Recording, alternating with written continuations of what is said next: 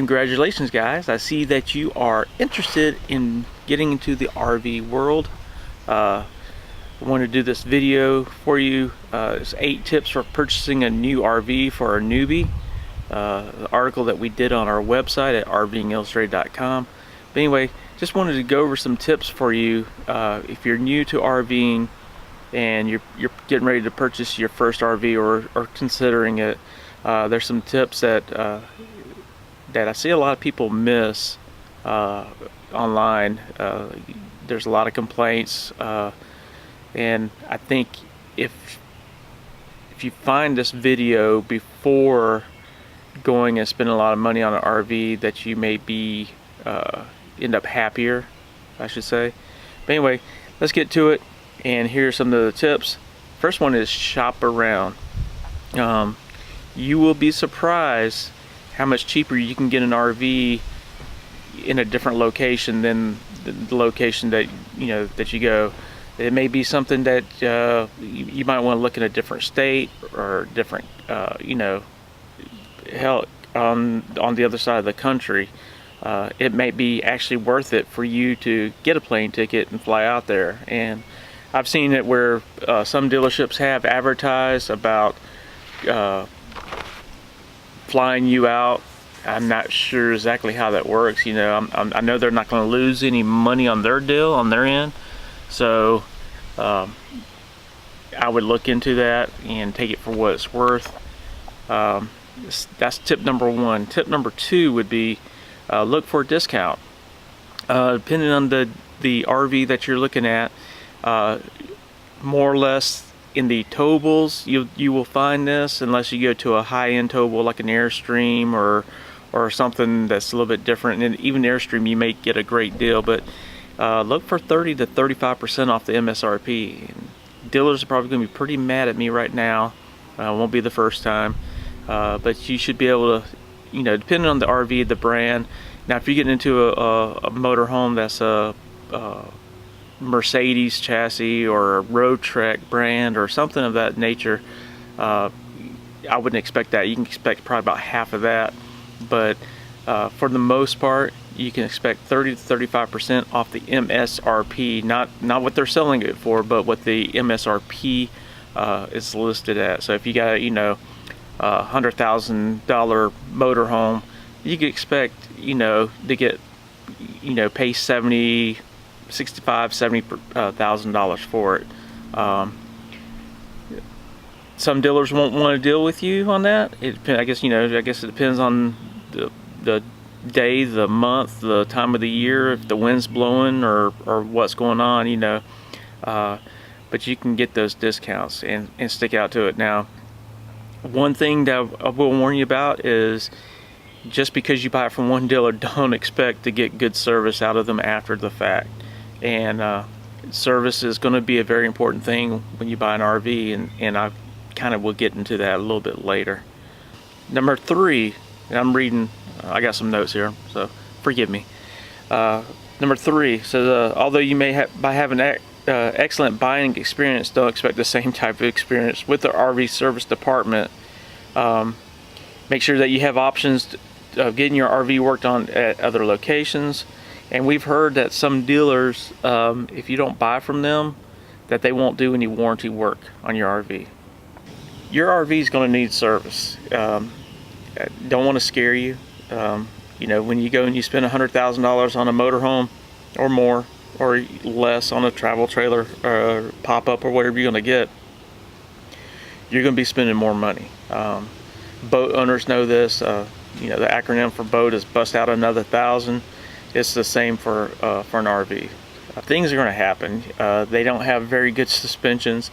Things, you're going to hit a bump, it's going to rattle, it's going to shake, things are going to come loose, things are going to break. It's just inevitable. It's going to happen, and it doesn't matter which RV you buy or how much you spend. You're going to have issues.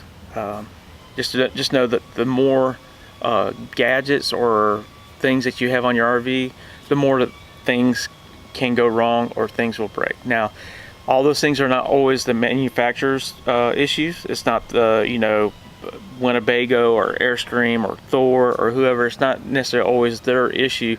Sometimes it could be those components. If, you know, if your refrigerator goes out, that's not those manufacturers. That's, you know, probably a Dometic or Norcold or something like that. Same as your water pump, or you know, just different things like that. So it's not always the manufacturer's issues, but it could be a component issues, and you will have, sometimes you'll have a little bit more warranties with those components, so you kind of have to look at that and take it for what it's worth. But always make sure that you're going to have a good place to get it serviced at. All right, tip number 4, understand that RVs are expensive. People spend their life savings, and sometimes, you know, they go into retirement, and that's what they're spending all their money from retirement on a RV, and they plan to do this. But, you know, as I said a while ago, expect, or don't expect perfection. They're not going to be perfect. They're not like homes. You know, they're built, they're not designed to be lived in full time. People do it all the time. I mean, people take them and they live them in full time, but they're not designed for that. They're designed for a recreational vehicle, for recreational use only. That's why they don't have the extensive laws and requirements that they have to go through when they build these things. Tip number 5, let's go to that. Okay, this is the big one. This is a really big one, and I'm going to kind of read this. It's kind of long, and the reason why this tip is the longest is because I feel it's the most important. I really do. Do not sign any paperwork or take ownership of the RV until it's been inspected thoroughly by you and the dealership. You should be getting what they call a PDI. That's a pre-delivery inspection, not a walkthrough. It's not just say, let's walk through the RV and, you know, if you see something wrong, you point it out. No. This should be to me, especially for a new RVer, this should be a half day, if not a whole day type of thing that you should be doing. You need to inspect it thoroughly. I mean, when I say thoroughly, I'm not going to read off the paper now, but I'm going to go on my little tangent here, sorry. Do yourself a favor. Get you some paper when you go in there, you go into the RV. This is before you decide to buy it. But go in the RV. Let's say you found the RV that you like. It's the floor plan. It's beautiful. There's nothing major that you see wrong with it immediately.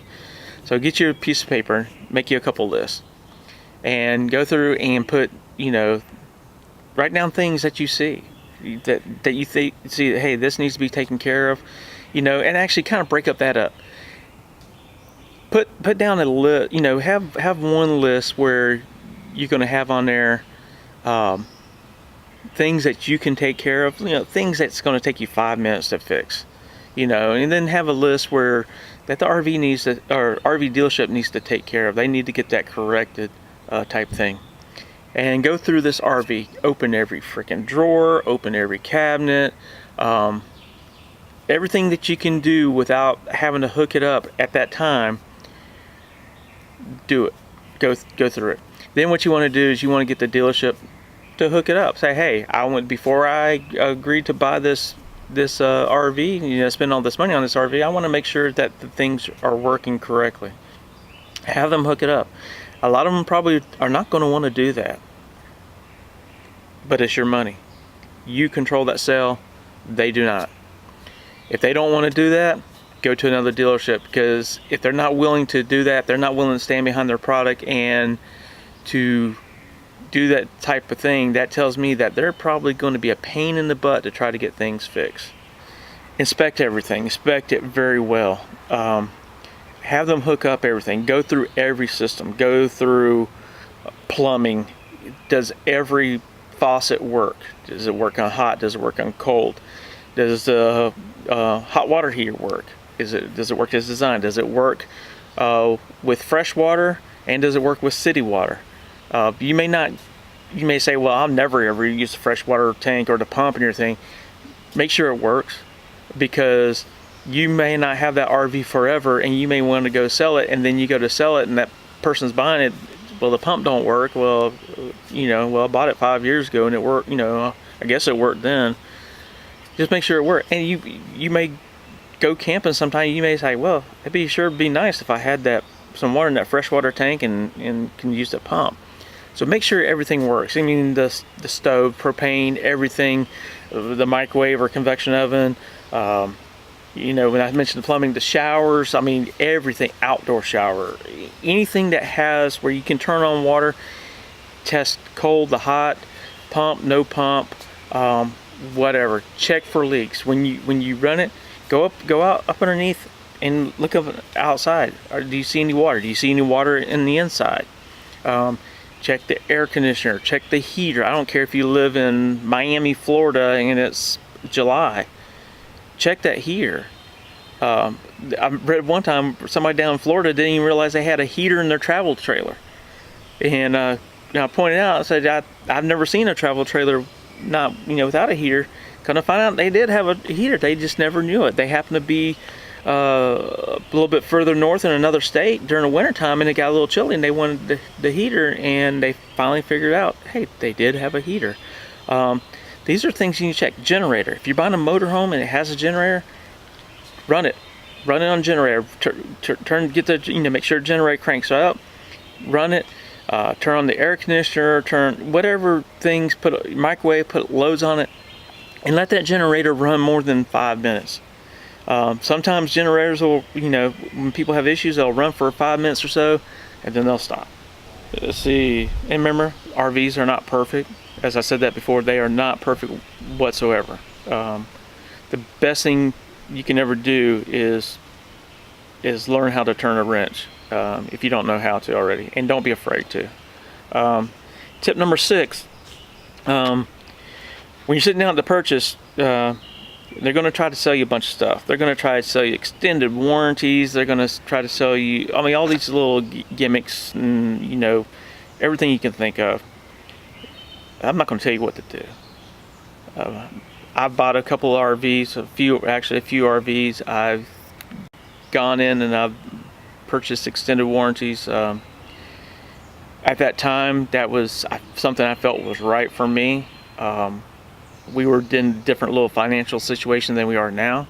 We're in a better financial situation now, and my opinion about extended warranties is, if you can have, let's just say you can set aside $3,000. An extended warranty on a motorhome is going to cost you $500 or $5,000, $7,000 or more for that extended warranty on a motorhome, and it may be more. The higher the price, the more stuff on it, the higher the warranty is going to be. If you're buying a trailer or a towable of some sort, it may be cheaper, it may not. It just depends.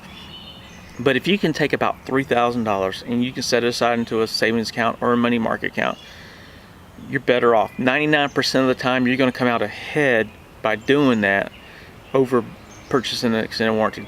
Extended warranties are 75 to 85% commission and marketing. That's where all that money goes to. I think it's like 12%, I think, is what's actually paid out to stuff that breaks on a warranty. So if you have a $1,000, let's just say $1,000 warranty, you're only paying, only about 120 of that's going to be set aside for something to break. And just going to let you know too, depending on your warranty, you're going to have a deductible. It may be $50, it may be $200. So that's another thing to think about. Now, on top of this too, usually when people buy warranties, it's because they want to protect themselves, and they usually they don't have the money to fix things. They can't come up with $1,000 or $2,000 to fix something big immediately. The thing is that when you do that, you're usually financing the thing, so you got to add the interest on top of that. So whatever the interest is, however long you finance your RV, you include that warranty into the financing. It's just gotten really big. So if you can take that money and set it aside, you're going to come out a heck of a lot better. But like I said, don't get into other things.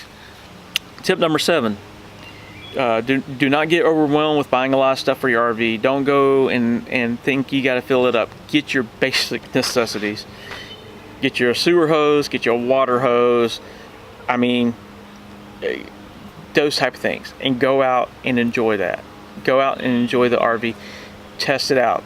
Have you another list there, that things that you need to purchase, and actually, have things that you need and things that you would like.